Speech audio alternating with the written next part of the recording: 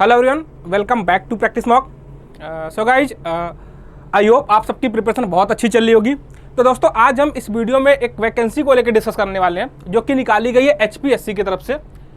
ठीक है, तो हम देखते हैं क्या कुछ कितने नंबर ऑफ वैकेंसी है, क्या कुछ एलिजिबिलिटी क्राइटेरिया, ये सारी बातें हम आपसे डिस्कस करने वाले हैं इस वीडियो में। ठीक है, तो सबसे पहले आप एक काम कर लो कि इनके आप अगर पोर्टल पे जाओगे, एचपीएससी के पोर्टल पे अगर आप जाओगे, ठीक है, तो यहाँ पे एडवर्टीजमेंट वाले सेक्शन में आपको ये एडवर्टीजमेंट मिल जाएगा। और जब आप इसको ओपन करोगे तो आपके पास ये पीडीएफ ओपन होके मिलेगी। ठीक है, इसमें ये सारी डिटेल्स आपके पास मेंशन है। ठीक है, सबसे पहले मैं आपको बता दूं, ये सारी पीडीएफ मैं आपको इस नीचे वीडियो के डिस्क्रिप्शन बॉक्स में ये पीडीएफ अटैच करवा दी जाएगी। वहां से आप भी एक बार पीडीएफ से गो थ्रू होना। यहाँ पे मैं आपसे जो भी कुछ इंपॉर्टेंट पॉइंट्स है वो चीज़ें हम यहाँ पे डिस्कस करने वाले हैं। ठीक है, तो शुरू करते हैं। सबसे पहले आप ये देख लीजिए, जो वैकेंसी निकाली गई है हरियाणा पब्लिक सर्विस कमीशन यानी कि एचपीएससी की तरफ से निकाली गई है। और टोटल नंबर ऑफ वैकेंसी जो है, ठीक है, आप देख लो, डेट ऑफ पब्लिकेशन यानी कि 1 दिसंबर, आज ही, ठीक है, ये कल ही पब्लिश कर दी गई थी। इनके साइट पे ये वाला जो पीडीएफ है कल ही आ चुका था। तो ये डेट ऑफ पब्लिकेशन यहाँ पे 1 दिसंबर दिया हुआ है। ठीक है, आप इसको चेक करना। बाकी मैं बताऊँ, अगर नंबर ऑफ वैकेंसी की मैं बात करूँ, एडवर्टीजमेंट नंबर 59, ये ध्यान देना। ठीक है, तो यहाँ पे एज ए असिस्टेंट इंजीनियर आपको irrigation and water resource department में वैकेंसी निकाली गई है, जिसमें आपके पास सिविल, इलेक्ट्रिकल और मैकेनिकल, इन तीनों ब्रांच के लिए पोस्ट मिल जाएंगी देखने को। तो अगर हम बात करें टोटल नंबर ऑफ वैकेंसीज की, तो टोटल नंबर ऑफ वैकेंसी यहाँ पे 120 नंबर ऑफ वैकेंसीज है। ठीक है, अब 120 में भी बट ऑब्वियस है कि अगर irrigation and water resource department है तो सिविल की नंबर ऑफ पोस्ट, सिविल की नंबर ऑफ वैकेंसीज बढ़ जाती है। तो irrigation and water resource department में आपको एज ए असिस्टेंट इंजीनियर की पोस्ट है, जिसमें सिविल के लिए जो नंबर ऑफ पोस्ट है वो कितना 104 यानी कि 104 नंबर ऑफ वैकेंसीज है। और मैकेनिकल में नंबर ऑफ पोस्ट कितना 9 है। और इलेक्ट्रिकल में कितना है, टोटल 7 नंबर ऑफ वैकेंसीज है। ठीक है, तो आप बोल सकते हो सिविल में थोड़ी सी वैकेंसी ज़्यादा है, और हमेशा की तरह इरिगेशन डिपार्टमेंट है तो सिविल में वैकेंसी ज़्यादा मिलेगी। बाकी आप ये देख लो, वापस से बाइफर्केशन है यहाँ पे। जनरल में टोटल 49 नंबर ऑफ सीट है। ठीक है, मैकेनिकल में जनरल के लिए 5 नंबर ऑफ सीट है, और इलेक्ट्रिकल में 3 नंबर ऑफ पोस्ट है। ठीक है, ये तो सबसे पहले बात हो गई नंबर ऑफ वैकेंसीज की। अब जो सबसे इंपॉर्टेंट पॉइंट है, सर ये बता दो कि इसमें एलिजिबिलिटी क्राइटेरिया क्या है, इसेंशियल क्वालिफिकेशन क्या है, ये सारी बातें अभी हम इस वीडियो में डिस्कस करने वाले। उसके पहले आप ये चेक कर लो कि इनका opening date for the submission of online application कितना, 1 दिसंबर यानी कि आज से ही शुरू हो रहा है। आज से आप फॉर्म फिल कर सकते हो। और लास्ट डेट जो है इनका क्लोजिंग डेट है वो कितना है, 21 दिसंबर है। ठीक है, तो आपके पास ऑलमोस्ट 21 दिन 21 दिन मिल जा रहा है। तो आप एक काम कर लो कि फॉर्म फिलिंग का डेट आज से स्टार्ट हो चुका है। तो सबसे पहले आप फॉर्म फिल कर लो। ठीक है, अगर आप सिविल, मैकेनिकल या फिर इलेक्ट्रिकल किसी भी ब्रांच से बिलोंग करते हो तो। दूसरी बात है कि आपके पास closing date of deposit fees कितना, वही सेम है, 21 दिसंबर है। ठीक है, ये तो बात हो गया कि इंपॉर्टेंट डेट्स की। ठीक है, अब आप आते हैं कि इसके आगे और क्या चीज़ें मेंशन है, उसको एक बार हम गो थ्रू हो लेते हैं। ठीक है, तो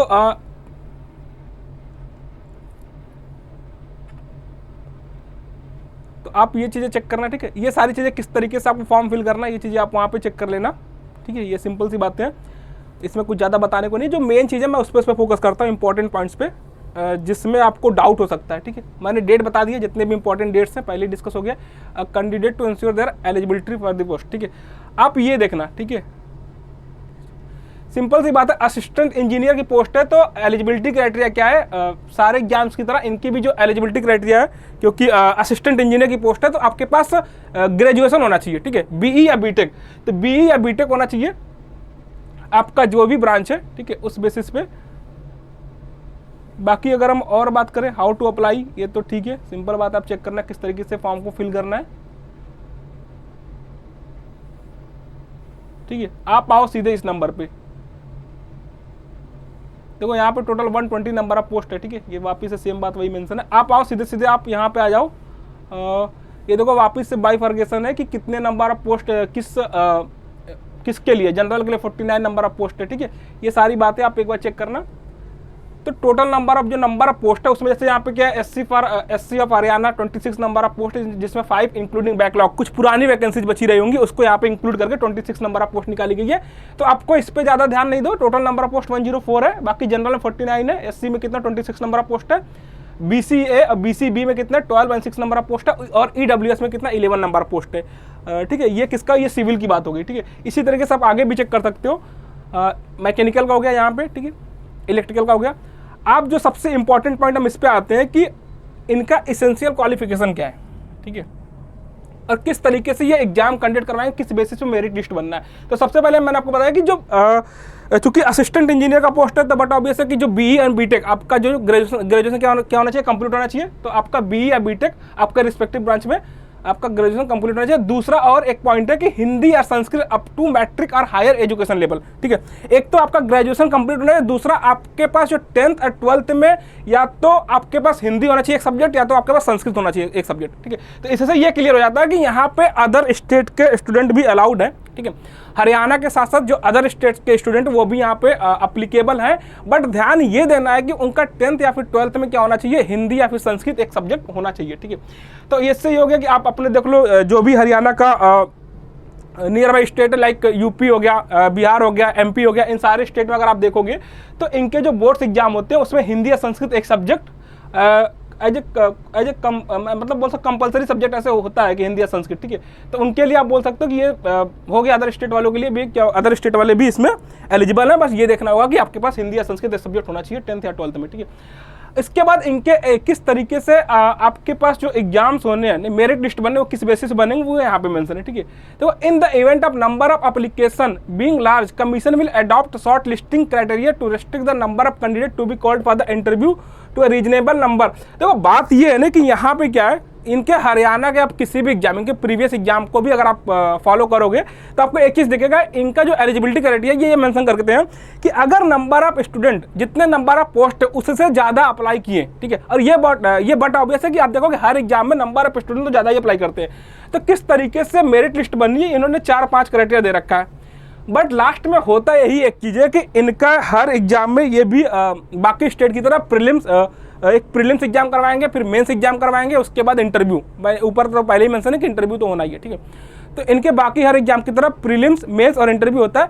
बट इन्होंने जो पहले अभी जो मेंशन कर रखा है कि इन्होंने ये बोला कि ऑन द पहले क्या है कि आपका ये देखा जाएगा कि जो मेरिट लिस्ट बननी है, या तो हो सकता है ये इस बात पे बन जाए कि जितने भी कैंडिडेट अप्लाई कर रहे हैं उनके परसेंटेज बेसिस पे, उनका जो ग्रेजुएशन में जो बीटेक बीई में जो परसेंटेज है उस बेसिस पे मेरिट लिस्ट बन जाए। पहला पॉइंट उन्होंने ये दे रखा है। दूसरा, on the basis of percentage of marks of the candidate in different educational qualification with weightage as decided by the commission.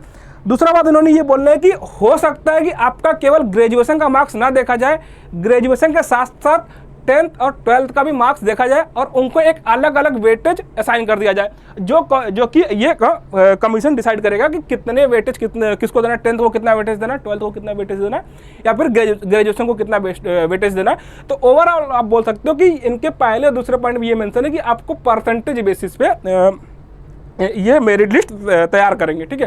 और तीसरी बात, अगर तीसरा पॉइंट क्या है कि on the basis of desirable qualification और एनीवन और all of the desirable qualification if more than one desirable qualification prescribed. तो मोर देन वन तो खैर है ही नहीं, ठीक है। दो ही क्वालिफिकेशन है क्या, एक तो पहले आपका बीई बीटेक कंप्लीट होना चाहिए, दूसरा 10th और 12th में हिंदी और संस्कृत होना चाहिए। तो तीसरे यहाँ पे तीसरे पॉइंट का कोई रिलेवेंट है नहीं, ठीक है। On the basis of higher educational qualification than the minimum prescribed in the advertisement. देखो लास्ट पॉइंट यहाँ पे मैं आपको बता दूं ना, अच्छा ये यहाँ पे ये भी देखो 5वें पॉइंट में ये भी मेंशन है कि on the basis of higher experience in the relevant field, कि अगर आपके पास रेलेवेंट फील्ड में irrigation and water resource department में अगर आपने पहले कहीं भी कोई प्राइवेट जॉब या कुछ भी इस तरीके का आपके पास कोई एक्सपीरियंस है, ठीक है, तो वो भी चीज़ें यहाँ पे काउंट करी जाएंगी। तो एक्सपीरियंस बेसिस पे भी आपको थोड़ा सा वेटेज मिलने वाला है। और लास्ट जो पॉइंट है वही सबसे इंपॉर्टेंट है, by holding a recruitment test, ठीक है। तो ये हमेशा से इनके अगर इनका एक एग्जाम हुआ था पिछला, एक लेक्चरार वाली एग्जाम हुई थी, ठीक है, वहाँ पे यही सारे क्राइटेरिया मेंशन थे। बट वहाँ पे क्या हुआ था ना, वहाँ पे भी देखोगे लगभग 1000 स्टूडेंट ही उस फॉर्म को अप्लाई किए थे। उसके बाद भी वहाँ पे क्या हुआ था, एक रिक्रूटमेंट टेस्ट हुआ था, यानी कि एक प्रीलिम्स एग्जाम हुआ था और एक मेंस एग्जाम हुआ था, उसके बाद इंटरव्यू हुआ था। तो आप ये मान के चलो ना कि ये जो सारे पॉइंट है वो से ज़्यादा इंपॉर्टेंट ये लास्ट वाला ही पॉइंट है कि आपके पास एक रिक्रूटमेंट टेस्ट होगा, यानी कि आपके पास एग्जाम्स होंगे, उसमें प्रीलिम्स हो सकता है, मेंस हो सकता है और इंटरव्यू हो सकता है, क्योंकि पहले ऐसे एग्जाम्स होते आए हैं इनके, ठीक है। बाकी वो बाद में यहाँ पे आ जाएगा, इनकी तरफ से क्लियर कर दिया जाएगा किस तरीके से ये रिक्रूटमेंट इनको करना है। तो ये तो सबसे इंपॉर्टेंट पॉइंट है जिसमें सबसे ज़्यादा डाउट है लोगों को कि किस तरीके से ये मेरिट लिस्ट क्रिएट करेंगे या किस तरीके से इनका क्या प्रोसेस आने वाला है, ठीक है। तो ये मेन इंपॉर्टेंट पॉइंट था, इन्होंने 6 पॉइंट यहाँ पे डिस्कस किया है, ठीक है। तो इस 6 पॉइंट को आप एक बार अच्छे से गो थ्रू होना, बट मेरे हिसाब से तो ये इनका जो लास्ट पॉइंट है वही इंपॉर्टेंट है, रिक्रूटमेंट टेस्ट होना है। इसलिए आपको क्या करना पड़ेगा, हर एग्जाम की तरह से इसके लिए भी प्रिपरेशन करना पड़ेगा, ठीक है। दूसरी बात, अगर आप HPSC के किसी जैसे आप उसका लेक्चरर वाला अगर पोस्ट देखोगे तो इनके जो एग्जाम्स के लेवल होते हैं ना वो भी थोड़े से अच्छे लेवल के होते हैं, अच्छे लेवल के क्वेश्चन पूछे जाते हैं। अगर मैं मेंस की बात करूँ, ठीक है, तो प्रीलिम्स तो क्वालिफाइंग था, ठीक है, प्रीलिम्स इनका क्वालिफाइंग होता है, फिर मेंस का एग्जाम होता है, उसके बाद इंटरव्यू होता है। इंटरव्यू को ऑलमोस्ट 12.5% का वेटेज मिल जाता है, 87.5% का वेटेज आपको मेंस में मिलता है, और प्रीलिम्स इनका क्वालिफाइंग होता है। तो वो चीज़ें एक बार आ जाएंगी तो फिर हम डिस्कस कर लेंगे। तो ये एक अच्छा नंबर आप पोस्ट बोल सकते हो। काफ़ी टाइम बाद हरियाणा में फिर से वैकेंसीज आई है, और आप देख सकते हो कि क्योंकि अभी हरियाणा में एज लिमिट आप देख लो कितना 18 ईयर से कम नहीं होना चाहिए, 42 ईयर से ज़्यादा नहीं होना चाहिए, ठीक है। और लास्ट में हम आ जाते हैं कि किस बात पे आप अगर देखो कि ठीक है, इनका जो फॉर्म फीस कितना ठीक है, 1000 शायद इनकी फीस है, ठीक है। फॉर्म की जो फीस है वो कितना 1000 के आसपास है। तो आप एक बार उन चीज़ों को चेक कर लेना, ठीक है। जाके बाकी जो इंपॉर्टेंट डिटेल्स है वो मैंने डिस्कस कर लिया आपसे। हाँ, ये देखो यहाँ पे, ठीक है, आप ये देख सकते हो कि यहाँ पे क्या है कि category of candidate and fees कितना है। मेल कैंडिडेट के लिए जनरल कैटेगरी से अगर आप बिलोंग करते हैं तो 1000 रुपये है, ठीक है, for the male candidate for general and all reserve, ठीक है। तो आप देख लेना कि जिस भी कैटेगरी में आप बिलोंग करते हो यहाँ पे 1000, 250, ठीक है, कुछ इस तरीके से इन्होंने फीस रखा है फॉर्म का। तो अच्छी वैकेंसी आप जरूर फिल करें और अपने प्रिपरेशन को कंटिन्यू करते रहिए। So thank you everyone.